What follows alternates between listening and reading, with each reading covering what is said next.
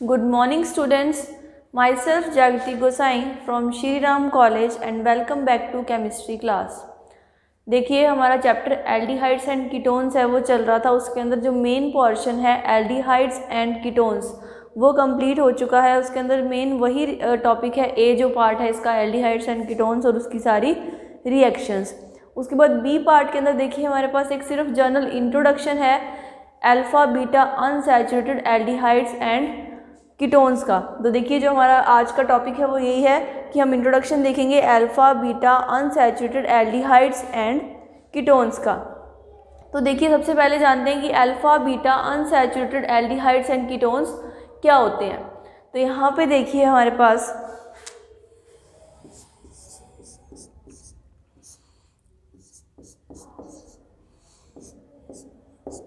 अब देखिए ये हमारे पास क्या है, एल्डिहाइड या कीटोनिक ग्रुप है। अब यहाँ पे अगर हम H लगा दें तो ये एल्डिहाइड हो जाएगा और अगर R लगा देंगे तो कीटोन हो जाएगा। ठीक है, तो यहाँ पे देखिए एल्डिहाइड या फिर कीटोनिक ग्रुप के अल्फा बीटा कार्बन पे या अल्फा बीटा पोजीशन के ऊपर अगर हमारे पास अनसैचुरेशन आ जाए या असंतृप्तता आ जाए या डबल बॉन्ड आ जाए, तीनों एक ही बात है, चाहे अनसैचुरेशन चाहे असंतृप्तता या डबल बॉन्ड आ जाए, तो उसको हम कहते हैं alpha beta unsaturated aldehydes and ketones. तो यहाँ पे देखिए इसके कार्बोनिल ग्रुप के साथ यहाँ पे अल्फा और बीटा पोजीशन के ऊपर अगर हमारे पास यहाँ पे डबल बॉन्ड आ जाता है तो उसे हम कहते हैं alpha beta unsaturated aldehydes and ketones. मतलब कि उसकी अल्फा और बीटा पोजीशन के ऊपर क्या है, हमारे पास अनसैचुरेशन है, असंतृप्तता है। तो ऐसे कंपाउंड्स को कहते हैं alpha beta unsaturated aldehydes and ketones. ठीक है, तो अब यहाँ पे देखिए हम इसमें सिर्फ इसके जनरल इंट्रोडक्शन और इसकी थोड़ी सी प्रॉपर्टीज़ की ही बात करेंगे। जो मेन आपकी यूनिट, इस यूनिट का जो पोर्शन है वो एल्डिहाइड्स एंड कीटोन्स था जो कंप्लीट कर चुके हैं। इसका सिर्फ एक जनरल इंट्रोडक्शन सा हमें सिर्फ जानना है कि alpha beta unsaturated aldehydes and ketones क्या होते हैं, इनकी कुछ थोड़ी रिएक्शंस। तो उसके बाद देखिए जो ये alpha beta unsaturated aldehydes and ketones हैं, इनके पास देखिए डबल बॉन्ड्स हैं यहाँ पे दोनों पे, और जो ये दोनों डबल बॉन्ड हैं ये कैसे हैं, कंजुगेशन में है। मतलब कि इसकी अल्टरनेट पोजीशंस के ऊपर डबल बॉन्ड है और इसी अल्टरनेट पोजीशन पे डबल बॉन्ड होने के कारण ये क्या शो करते हैं, रेजोनेंस शो करते हैं, अनुनाद शो करते हैं या अनुनाद इफेक्ट शो करते हैं, रेजोनेंस इफेक्ट। तो यहाँ पे देखिए इसकी स्ट्रक्चर किस तरह से होगी, रेजोनेटिंग स्ट्रक्चर्स अगर हम ड्रॉ करना चाहें देखिए इसकी, तो सबसे पहले देखिए ये वाला बॉन्ड मूव करता है और ये carbon double bond carbon O-C+, एक तो बनती है देखिए इसकी इस तरह से। अब क्या होता है यहाँ पे, इसका ये वाला अगर डबल बॉन्ड मूव कर दें हम तो देखिए कार्बन डबल बॉन्ड कार्बन और ये O- इस तरह से। तो देखिए इस तरह से इसकी दो रेजोनेटिंग स्ट्रक्चर्स आती हैं हमारे पास alpha beta unsaturated aldehydes and ketones की। और अनुनादी संरचनाएं या रेजोनेटिंग स्ट्रक्चर्स आने का जो रीज़न है वो क्या है कि इनके जो डबल बॉन्ड्स हैं, double bonds are in conjugation. इनके जो डबल बॉन्ड्स हैं वो अल्टरनेट पोजीशंस के ऊपर हैं, एक छोड़ के एक। तो उस कारण क्या है, ये रेजोनेंस इफेक्ट ऐसा शो करता है। ठीक है, अब ये तो बात हुई देखिए इसकी अनसैचुरेशन या फिर इसकी कंजुगेशन की, किसके पास रेजोनेंस इफेक्ट है। अब देखिए इसके अंदर यहाँ पे ये क्या करेंगे, एक तो ये एल्कीन ग्रुप है और एक ही हमारे पास कार्बोनिल ग्रुप है। तो ये जो दोनों ग्रुप है ये एक दूसरे के ऊपर इफेक्ट डालेंगे और ये एक दूसरे की जो रिएक्शंस हैं उनको भी इफेक्ट करेंगे। जैसे मान लीजिए जो CO ग्रुप है अगर वो इलेक्ट्रोफिलिक टाइप की रिएक्शंस देता है तो वो उसको इफेक्ट करेगा, और जो कार्बन डबल बॉन्ड कार्बन है अगर वो न्यूक्लियोफिलिक टाइप के रिएक्शंस देता है तो वो उनको इफेक्ट करेगा। तो इसके अंदर यहाँ पे देखिए सबसे पहले अगर हम बात करें कि इसके अंदर देखिए हमारे पास रेजोनेंस होता है और इसी कारण इसकी कुछ स्पेसिफिक क्वालिटीज़ होती हैं। तो ये रिएक्शंस देते हैं, देखिए कौन सी, एडिशन रिएक्शंस। तो एडिशन रिएक्शन के अंदर देखिए जो इसका एक्सटेंट है, कहने का मतलब है कि जो इसकी रिएक्टिविटी है इलेक्ट्रोफिलिक एडिशन रिएक्शन की अल्कीन्स की। देखिए जो ये अल्कीन ग्रुप है ये तो हमें देते हैं इलेक्ट्रोफिलिक एडिशन रिएक्शन, और जो कार्बोनिल है ये हमें देंगे न्यूक्लियोफिलिक एडिशन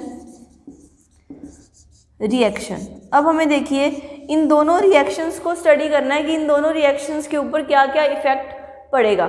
तो पहले बात करते हैं देखिए इलेक्ट्रोफिलिक एडिशन रिएक्शन की।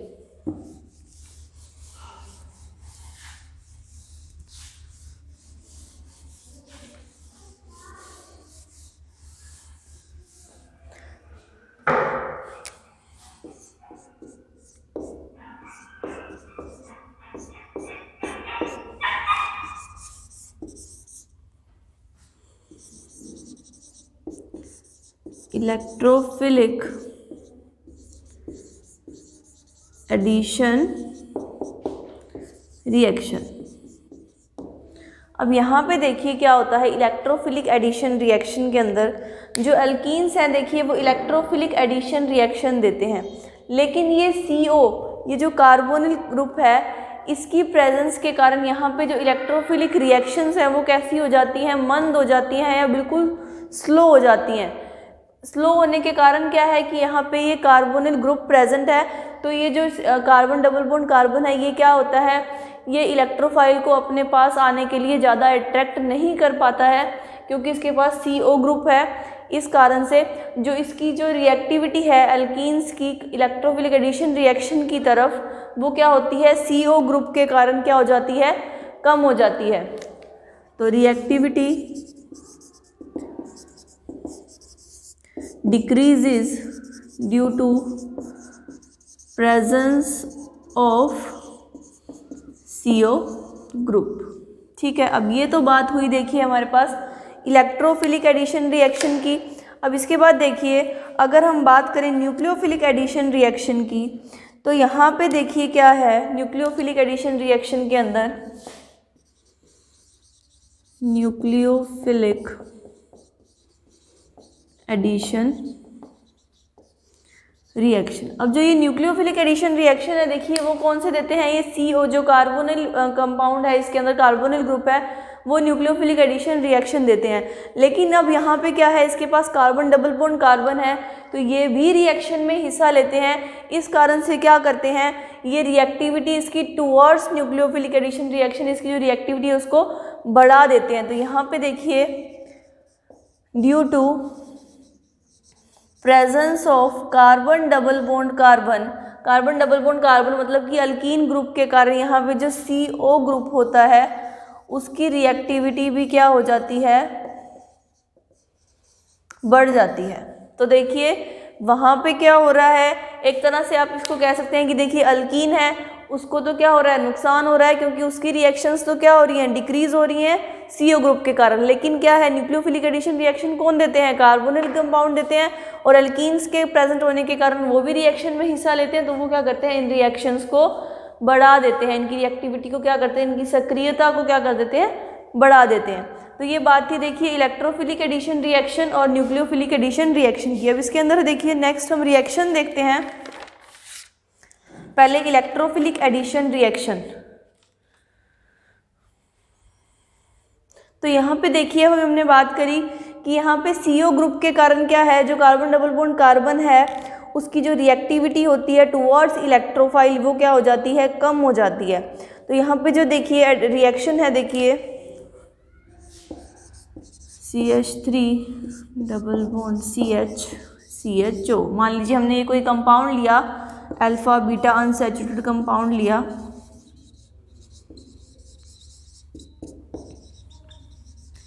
इसकी रिएक्शन हमने करवाई HCl के साथ। तो यहाँ पे जो HCl का एडिशन होगा देखिए वो किस तरह से होगा, CH3 CH2 CHO,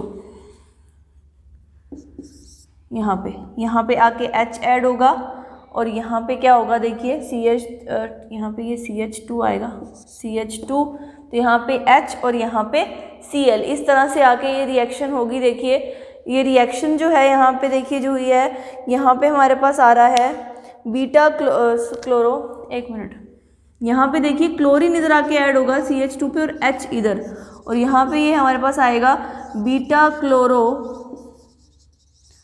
प्रोपियोन एल्डिहाइड। यहाँ पे देखिए जो ये एडिशन होगा ये होगा according to anti Markovnikov rule. Anti Markovnikov rule के अकॉर्डिंग एडिशन होगा, और एंटी मार्कोनिकॉफ रूल के अकॉर्डिंग एडिशन जब होता है तो वहाँ पे देखिए हाइड्रोजन वहाँ पे जाते हैं जहाँ पे हाइड्रोजन कम होते हैं, और जो दूसरा जो भी सब्स्टिट्यूएंट होता है वो वहाँ जाता है जहाँ पे पहले से हाइड्रोजन ज़्यादा होते हैं। तो ये हमारे पास एंटी मार्कोनिकॉफ रूल के अकॉर्डिंग एडिशन होता है। देखिए यहाँ पे इलेक्ट्रोफिलिक एडिशन, जिसके अंदर हमने कोई अल्फा बीटा अनसैचुरेटेड एल्डिहाइड लिया और उसकी रिएक्शन करवाई HCl के साथ, तो यहाँ पे हमारे पास बीटा क्लोरोप्रोपिन एल्डिहाइड आ गया। अब देखिए अगर हम बात करें न्यूक्लियोफिलिक एडिशन रिएक्शन की, तो न्यूक्लियोफिलिक एडिशन रिएक्शन के अंदर अगर यहाँ पे हम कोई कंपाउंड ले लें देखिए, तो वहाँ पे जो रिएक्शन होगी देखिए कार्बन डबल बॉन्ड कार्बन की प्रेजेंस के कारण हमने कहा कि जो रिएक्टिविटी होती है वो बढ़ जाती है। तो इसकी रिएक्शन देखते हैं हम CH3CH double bond CH COOC2H5। मान लीजिए हमने कोई ये कंपाउंड लिया, अब यहाँ पे हमने इसका न्यूक्लियोफिलिक एडिशन करना है, हमने ले लिया HCN। अब यहाँ पे जो ये HCN है ये यहाँ पे आके ऐड होगा, तो ये CH3 CH CH CN COOC2H5। इस तरह से ये रिएक्शन इस तरह से होगी। मे भी आपको वहाँ दिख नहीं रही होगी, मैं यहाँ नीचे लिख देती हूँ CH3 CH CN COOC2H5। तो ये यहाँ पे इस तरह से देखिए अगर हम HCN ऐड करते हैं तो इस तरह से जो न्यूक्लियोफिलिक एडिशन रिएक्शन है वो हो जाती है इजीली। बस मेन बात यहाँ ये याद रखनी है कि यहाँ पे CO ग्रुप के कारण जो एल्कीन की रिएक्टिविटी है टुवर्ड इलेक्ट्रोफिलिक एडिशन रिएक्शन वो तो कम होती है, लेकिन वहाँ पे एल्कीन के प्रेजेंस होने के कारण जो CO ग्रुप की न्यूक्लियोफिलिक एडिशन रिएक्शन है वो क्या हो जाती है, बढ़ जाती है। ठीक है, अब ये रिएक्शन थी। इसके बाद देखिए हम कुछ कंपाउंड्स डिस्कस करेंगे। इसके अंदर जो अल्फा बीटा अनसैचुरेटेड कंपाउंड्स हैं हमारे पास वो हम डिस्कस करेंगे। यहाँ पे देखिए उनकी वही प्रॉपर्टीज़ डिस्कस करेंगे, उसकी मेथड ऑफ प्रिपरेशन, उसकी फिजिकल प्रॉपर्टीज़ और फिर उसकी केमिकल रिएक्शंस। तो देखिए पहले हम बात करते हैं यहाँ पे CH2 डबल बॉन्ड CHO। देखिए एक बहुत ही मतलब इम्पॉर्टेंट कंपाउंड है और आपके सिलेबस के अंदर है। इसको बोलते हैं, देखिए हमारे पास इसका कॉमन नेम है एक्रोलिन। ठीक है, उसके बाद इसका जो IUPAC नेम है वो हमारे पास है इसका 2-प्रोपिनॉल, और एक नाम और है इसका, यहाँ पे इसको एक्रेल्डिहाइड भी बोला जाता है। तो देखिए इसका जो मोस्ट कॉमन नेम है वो है एक्रोलिन, या फिर इसको एक्राएल्डिहाइड भी बोल देते हैं, और इसका जो IUPAC नेम है वो 2-प्रोपिनॉल। तो देखिए इसके अंदर जो ये एक्रोलिन है इसकी हम सबसे पहले देखेंगे मेथड ऑफ प्रिपरेशन या फिर इसका सिंथेसिस। तो सिंथेसिस करने के लिए यहाँ पे देखिए हम लेते हैं allyl alcohol CH2 double bond CH CH2OH। ठीक है, अब यहाँ पे हम देखिए क्या ले रहे हैं, अलाइल अल्कोहल ले रहे हैं। अब अल्कोहल का देखिए अब यहाँ पे हम क्या करवाएंगे, ऑक्सीडेशन करवाएंगे। किसकी प्रेजेंस में, मैग्नीज डाइऑक्साइड की प्रेजेंस में। तो यहाँ पे हमारे पास क्या आ जाएगा CH2 CH CHO, एक्रोलिन हमारे पास आ गया। ठीक है, एक तो ये सिंथेसिस है इसका फ्रॉम अलाइल अल्कोहल। ये हमारे पास क्या था, यहाँ पे ये अलाइल अल्कोहल था। ठीक है, अब उसके बाद नेक्स्ट देखिए इसकी एक और मेथड ऑफ प्रिपरेशन है, वो है फ्रॉम प्रोपीन। फ्रॉम प्रोपीन की अगर हम प्रोपीन ले लें तो देखिए CH3 double bond CH2 CH3, इस तरह से CH2 आएगा। ठीक है, प्रोपीन हमने लिया और प्रोपीन की रिएक्शन अब यहाँ पे देखिए हम करवाएंगे Cu2O या फिर Al2O3।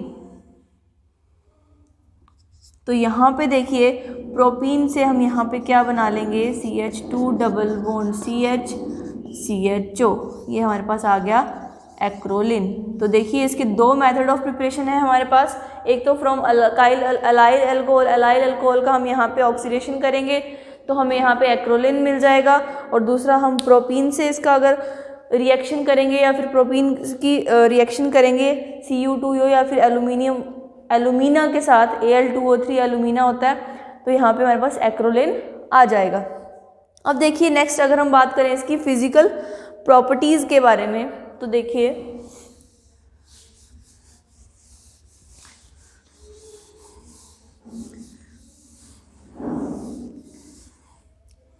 फिजिकल प्रॉपर्टीज़ की बात करें यहाँ पे सबसे पहले, तो देखिए ये क्या है, कलरलेस लिक्विड है, बहुत ही तीखी सी इसकी स्मेल होती है, शार्प स्मेल लिक्विड है, बॉइलिंग पॉइंट है 52 डिग्री सेल्सियस। तो देखिए फिजिकल प्रॉपर्टीज़ के अंदर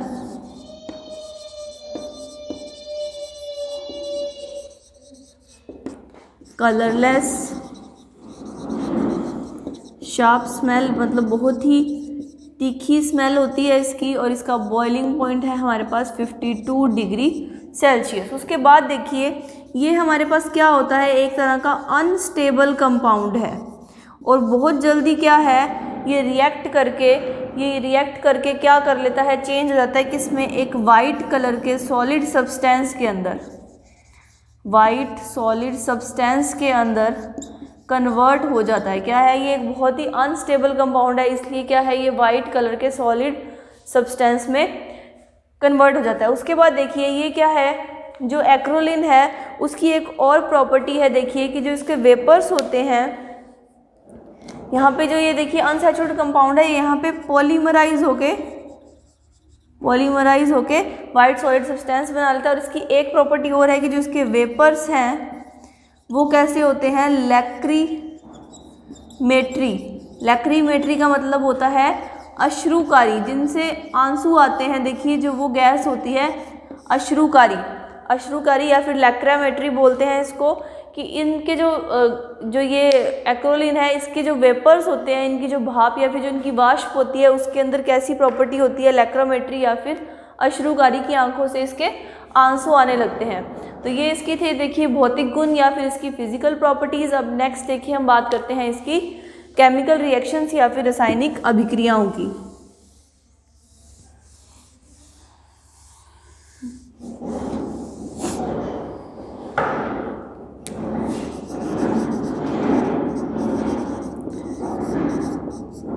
केमिकल रिएक्शन, अब केमिकल रिएक्शन के अंदर देखिए सबसे पहले हम यहाँ पे अगर बात करें रिएक्शन की, तो यहाँ पे देखिए इसके पास एल्डिहाइड ग्रुप भी है और अल्कीन ग्रुप भी है, तो ये दोनों तरह की रिएक्शन देगा, अल्कीन्स की रिएक्शन भी देगा और एल्डिहाइड्स की भी।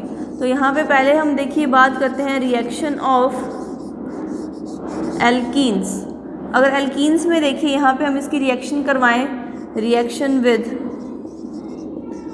Br2, तो यहाँ पे देखिए CH2 double bond CHO reaction करवाई Br2 के साथ, तो यहाँ पे ये CH2 Br CHO। तो यहाँ पे देखिए हमारे पास एक तरह से alpha beta bromo aldehyde compound आएगा। यहाँ पे हमने करवाया इसका ब्रोमिनेशन, और यहाँ पे देखिए ब्रोमिनेशन के अंदर क्या करता है ये, इस जो ब्रोमीन वाटर होता है जो रेड ब्राउन कलर का होता है उसको कैसे कर देता है, कलरलेस कर देता है। फिर इसकी रिएक्शन ने देखी हमने और देखी थी कि अगर हम इसकी रिएक्शन करवाएं HBr के साथ, तो यहाँ पे जो एडिशन होगा देखिए वो एंटी मार्कोनिकॉफ रूल के अकॉर्डिंग होता है। मैंने अभी पहले भी जब हमने इलेक्ट्रोफिलिक एडिशन रिएक्शन कर रहे थे, देखिए एल्कीन्स की रिएक्शन है, तो वहाँ पे बताया था कि जो एडिशन होगा वो कैसे होगा, एंटी मार्कोनिकॉफ के अकॉर्डिंग होगा। तो एंटी मार्कोनिकॉफ के अकॉर्डिंग का मतलब जहाँ हाइड्रोजन वहाँ जाएंगे जहाँ हाइड्रोजन कम होंगे, और जो ब्रोमीन है वो वहाँ जाएगा जहाँ पे हाइड्रोजन ज़्यादा है। तो यहाँ पे देखिए ये CH2Br CHO, तो इस तरह से इसकी रिएक्शन हुई देखिए विद Br2 विद HBr। ठीक है, अब इसके बाद देखिए अगर हम करवा दें इसका ऑक्सीडेशन या फिर ओजोनोलिसिस O3 के साथ, अगर हम इसकी रिएक्शन करवा दें CH2 double bond CHO O3 ozonolysis अगर हम इसका करवा दें, तो देखिए यहाँ पे हमारे पास जो कंपाउंड बनेगा वो ये वाला बॉन्ड हमारे पाच यहाँ पे ब्रेक होगा देखिए, और यहाँ पे आएगा हमारे पास CH2O plus HCOOH plus HCOH, मतलब यहाँ पे देखिए फॉर्मिक एसिड के 2 मॉलिक्यूल्स प्लस हमारे पास CH2O ग्रुप यहाँ पे आ जाएगा। अगर हम क्या करवाते हैं इसका ओजोनोलिसिस O3 के साथ इसकी रिएक्शन करवाते हैं, किसकी, एक्रोलिन की। तो मेन रिएक्शन क्या करवाई इसकी, एक तो ब्रोमिनेशन, एक हैलोजन एसिड के साथ और एक इसके साथ यहाँ पे ओजोनोलिसिस करवाया। तो ये रिएक्शन तो देखी थी किसकी, अल्कीन्स की। अब हम नेक्स्ट देखेंगे रिएक्शन एल्डिहाइड्स की।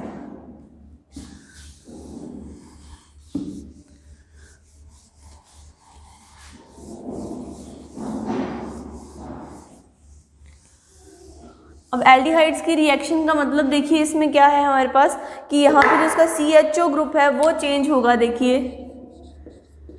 Reaction of aldehydes.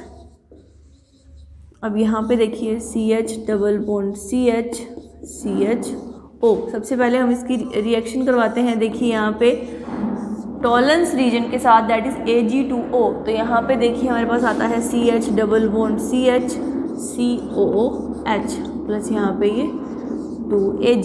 तो यहाँ पे देखिए इसका क्या हो गया, एल्डिहाइड ग्रुप का ऑक्सीडेशन हो गया। और वहाँ पे देखिए यहाँ पे हमारे पास एक्रोलिन है और वहाँ पे ये एक्राइलिक एसिड के अंदर चेंज हो गया। तो ये रिएक्शन थी एल्डिहाइड की। अब इसके बाद देखिए ये तो हमने करवाया सिंपल ऑक्सीडेशन। अब यहाँ पे देखिए अगर हम करवा दें इसका रिडक्शन, और रिडक्शन करवाने के लिए देखिए हम रिएक्शन लेते हैं MPV रिडक्शन। और MPV रिडक्शन के लिए देखिए हमने यहाँ पे बात करी थी कि जो हम रीजेंट यूज़ करते हैं वो करते हैं एल्यूमिनियम आइसोप्रोपोक्साइड।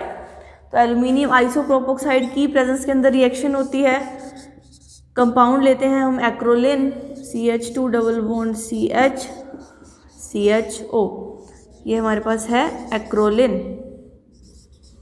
अब इसका देखिए हमें क्या करवाना है, रिडक्शन करवाना है। और जब एल्डिहाइड्स का रिडक्शन होता है देखिए तो हमारे पास यहाँ पे क्या आता है, अल्कोहल आ जाता है। तो यहाँ पे देखिए ये CH2 double bond CH CH2OH। तो ये क्या हुआ, देखिए रिडक्शन करवा रहे हैं MPV रिडक्शन, मीरविन पॉन्डोफ वर्ले रिडक्शन। ये हम एल्डिहाइड्स एंड कीटोन्स की रिएक्शंस में पढ़ चुके हैं। तो एक्रोलिन का हम रिडक्शन करवा रहे हैं। रिडक्शन होता है किसकी प्रेजेंस के अंदर, एल्यूमिनियम आइसोप्रोपोक्साइड की प्रेजेंस के अंदर। तो यहाँ पे हमारे पास यहाँ पे ये किस में चेंज होता है, अल्कोहल में चेंज हो जाता है। अब इसके अंदर एक और नेक्स्ट रिएक्शन है टिशेंको रिएक्शन। ठीक है, अब टिशेंको रिएक्शन करनी है दोबारा हम देखिए एक्रोलिन लेंगे। अब यहाँ पे टिशेंको रिएक्शन के लिए देखिए जो यहाँ पे रीजेंट बीच में यूज़ होता है वो होता है यहाँ पे ethoxide ion C2H5O-, ethoxide ion है हमारे पास यहाँ पे टिशेंको रिएक्शन के अंदर। तो यहाँ पे देखिए हमारे पास ये किस में चेंज होता है, यहाँ पे दोनों में चेंज होता है। ये किस तरह से, देखिए CH2 double bond CH COOH। ये तो हमारे पास आया एक्राइलिक एसिड, जो यहाँ पे बना था ये एक्राइलिक एसिड। और यहाँ पे ये हमारे पास क्या था, एलाइल अल्कोहल था। और यहाँ पे देखिए हमारे पास दोनों प्रोडक्ट्स आते हैं CH2 double bond CH CH2OH, allyl alcohol. तो रिएक्शन देखिए यहाँ पे हमने 3 रिएक्शंस करी एल्डिहाइड्स की। तो पहले तो इसकी रिएक्शन करवाई देखी सिल्वर ऑक्साइड के साथ, जिसको टॉलेंस रीजेंट भी बोलते हैं, उसके साथ रिएक्शन करवाई। तो हमारे पास यहाँ पे एक्राइलिक एसिड आया। फिर हमने करवाया इसका MPV रिडक्शन, मीविन पॉन्डोफ वर्ले रिडक्शन करवाया, किसकी प्रेजेंस में, एल्यूमिनियम आइसोप्रोपोक्साइड की प्रेजेंस के अंदर। तो यहाँ पे हमारे पास एलाइल अल्कोहल आया। लेकिन जब हमने टिशेंको रिएक्शन करी देखिए तो उस कंडीशन के अंदर हमने यहाँ पे सोडियम इथॉक्साइड आयन लिया, आएगा ये सोडियम इथॉक्साइड से ही, क्योंकि NaOC2H5 लिखते हैं तो वो Na इसमें से रिमूव हो जाता है। तो यहाँ पे देखिए हमारे पास दोनों का मिक्सचर आया इसके अंदर, टिशेंको रिएक्शन के अंदर acrylic acid plus allyl alcohol का, दोनों का रिडक्शन। तो ये था देखिए हमारे पास एक्रोलिन। तो एक्रोलिन के अंदर हमने उसकी देखी सिंथेसिस, उसकी फिजिकल प्रॉपर्टीज़ और उसकी केमिकल प्रॉपर्टीज़ स्टडी की। अब इसके अंदर देखिए हम एक्रोलिन के यूजेस पढ़ेंगे कि इसके यूज़ क्या क्या हैं। तो देखिए यूज़ इसके क्या क्या हैं। सबसे पहला यूज़ है इसका कि ये किस में काम आता है, देखिए एलाइल अल्कोहल बनाने के अंदर काम आता है। तो पहला यूज़ है देखिए इसका कि फॉर्मेशन ऑफ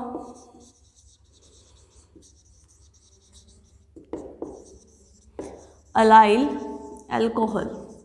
अलाइल अल्कोहल है, ये एक बहुत ही इंपॉर्टेंट ऑर्गेनिक कंपाउंड है, बहुत सारी चीज़ों में यूज़ होता है, तो इसको बनाने के लिए एग्रोलिन का यूज़ किया जाता है। उसके बाद देखिए सेकंड, ये क्या है, इंसेक्टिसाइड की तरह काम करता है।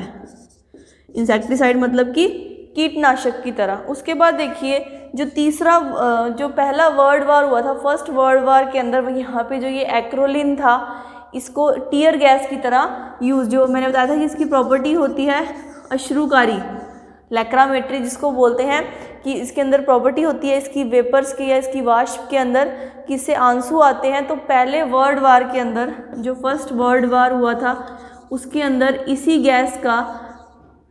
गैस का प्रयोग किया गया था फर्स्ट वर्ल्ड वार के अंदर, टीयर गैस की तरह। टीयर मतलब कि जिससे हमारे इससे आंसू आते हैं, ठीक है। उसके बाद देखिए अब नेक्स्ट हमारा जो कंपाउंड है इसके अंदर वो है क्रोटोन एल्डिहाइड। नेक्स्ट कंपाउंड है देखिए हमारे पास क्रोटोन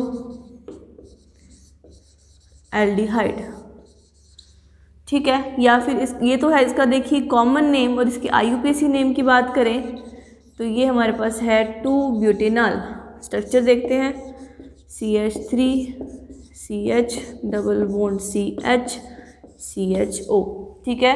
तो ये हमारे पास है क्रोटोन एल्डिहाइड, इसका कॉमन नेम है, और जो ब्यूटेनॉल है या 2-ब्यूटेनॉल ये इसका IUPAC नेम है। वही देखिए एल्डिहाइडिक ग्रुप प्लस इसके अल्फा बीटा पोजीशन के ऊपर डबल बॉन्ड, ठीक है। तो यहाँ पे देखिए सबसे पहले बात करेंगे इसके सिंथेसिस की। तो इसका सिंथेसिस देखिए आपको अगर याद हो तो इसका सिंथेसिस हम कर चुके हैं। किसके अंदर किया था हमने, एल्डोल कंडेंसेशन के अंदर इसका सिंथेसिस किया था। कि अगर हम ले लें दो मॉलिक्यूल्स एसिड एल्डिहाइड के 2CH3 CHO, तो यहाँ पे हमारे पास क्या आ जाता है, देखिए बीच में एल्डोल बनता है CH3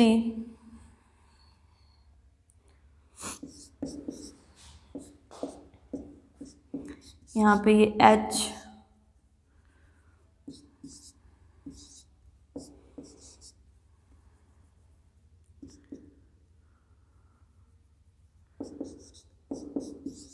इस तरह से।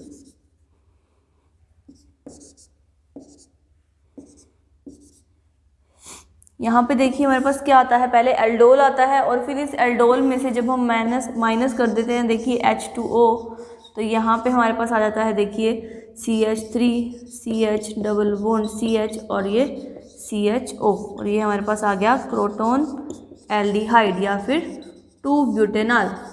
इस तरह से हम ये रिएक्शन पहले कर चुके हैं। सिंथेसिस इसका किससे होता है, 2 molecules of acetaldehyde, aldol बनता है, और इसमें से फिर जब H2O माइनस कर देते हैं तो वहाँ पे हमारे पास क्रोटोन एल्डिहाइड या फिर 2-ब्यूटेनॉल आ जाता है। तो ये इसके सिंथेसिस की बात थी। अब इसकी बात करते हैं, इसका एक ही सिंथेसिस का मेथड है।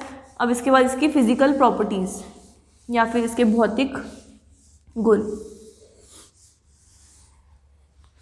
तो फिजिकल प्रॉपर्टीज़ के अंदर देखिए इसकी कोई बहुत लंबी चौड़ी ऐसी कोई प्रॉपर्टीज़ नहीं है, बस क्या है कि कलरलेस होता है, शार्प स्मेल, लिक्विड है कि इसकी जो लिक्विड है वो इसकी स्मेल कैसी होती है, बहुत शार्प होती है, और बॉइलिंग पॉइंट इसका कितना होता है हमारे पास 104 डिग्री सेल्सियस। कलरलेस है और स्मेल कैसी होती है, तीखी स्मेल होती है, ठीक है।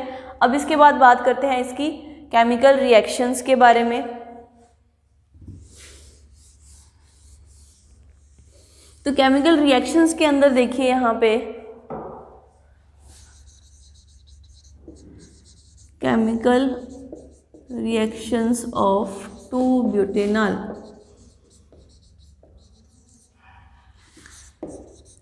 CH3 CH double bond CH CHO। Reduction reaction देख रहे हैं यहाँ पे देखिए 3 तरह से रिएक्शन होगी।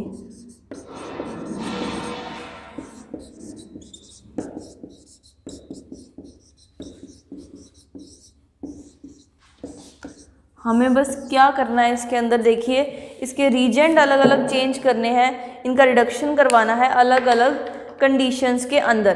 तो यहाँ पे देखिए हमारे पास क्या आएगा अलग अलग कंडीशंस में। पहले हम लेते हैं H2 और निकल, फिर हम यहाँ पे लेते हैं स्ट्रॉन्ग रिड्यूसिंग एजेंट LiAlH4 और दोबारा हाइड्रोजनेशन करवाते हैं निकल प्लस CHCl3 क्लोरोफॉर्म के साथ। अब देखिए फर्स्ट कंडीशन के अंदर जब रिडक्शन करवाते हैं तो यहाँ पे देखिए हमारे पास आता है CH3 CH double bond CH CH2OH, मतलब यहाँ पे सिर्फ एल्डिहाइड का रिडक्शन होगा। जब हमने यहाँ पे लिया स्ट्रॉन्ग रिड्यूसिंग एजेंट तो यहाँ पे देखिए हमारे पास क्या आता है, रिडक्शन हो जाता है दोनों का, एल्डिहाइडिक ग्रुप का भी और डबल बॉन्ड का भी, और यहाँ पे हमारे पास ये कंपाउंड आ जाता है। उसके बाद देखिए यहाँ पे CH3 CH2 CH2 CHO, 3 तरह से रिडक्शन हुआ। देखिए अलग अलग हमने रीजेंट लिए, यहाँ पे हमने हाइड्रोजनेशन करवाया सिर्फ निकल की प्रेजेंस में, फिर हमने स्ट्रॉन्ग रिड्यूसिंग एजेंट ले लिया लिथियम एल्यूमिनियम हाइड्राइड, और फिर हमने लिया यहाँ पे निकल प्लस क्लोरोफॉर्म। तो यहाँ पे फर्स्ट कंडीशन के अंदर तो सिर्फ एल्डिहाइड का रिडक्शन हुआ, एल्डिहाइड चेंज हुआ किसमें, अल्कोहल के अंदर।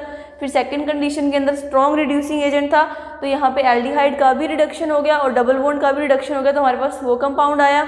उसके बाद हमने यहाँ पे देखिए एल्कीन का यहाँ पे सिर्फ रिडक्शन हुआ तो वहाँ पे हमारे पास ये कंपाउंड आ गया। तो इस तरह से इसके रिडक्शन देखिए सेम रिडक्शन है, बस सिर्फ रीजेंट चेंज करने हैं तो हमारे पास वहाँ पे प्रोडक्ट्स भी अलग अलग आएंगे। ठीक है, तो ये रिएक्शन थी रिडक्शन रिएक्शन। अब नेक्स्ट देखिए इसकी reaction oxidation reaction.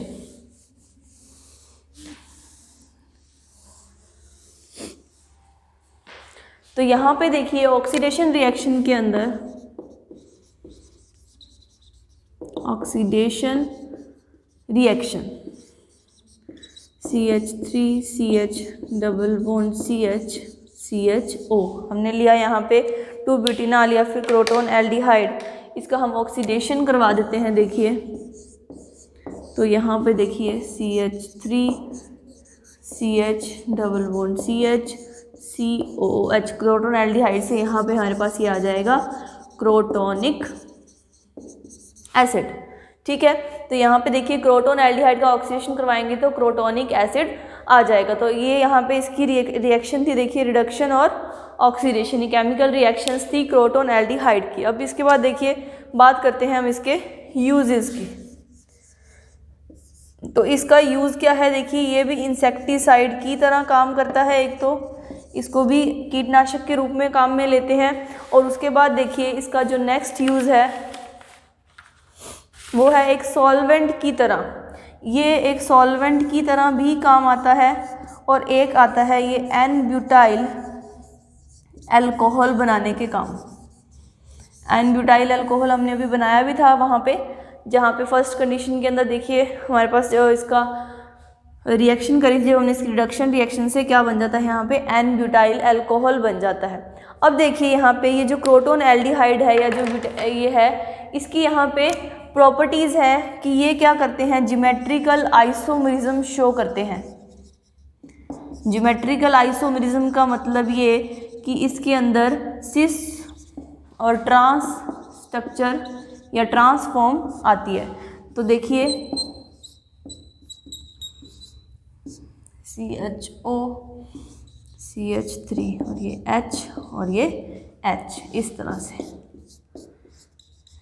CHO CH3 H। तो ये तो इसकी सिस है कि दोनों जो फंक्शनल ग्रुप्स हैं, ये जो सब्स्टिट्यूएंट्स हैं वो एक साइड पे होंगे तो सिस, और अगर वो अपोजिट में होंगे तो वो क्या हो जाएगा, ट्रांस हो जाएगा। तो इसकी प्रॉपर्टी है कि क्रोटोन एल्डिहाइड की वो क्या शो करते हैं, ज्योमेट्रिकल आइसोमेरिज्म शो करते हैं। तो देखिए यहाँ पे आपका ये जो यूनिट है पूरा aldehydes and ketones, A part था, और B part an introduction to alpha beta unsaturated aldehydes and ketones. तो यहाँ पे आपकी ये सेकंड यूनिट है वो कंप्लीट होती है। देखिए तो इस लेक्चर में इतना ही। Thank you.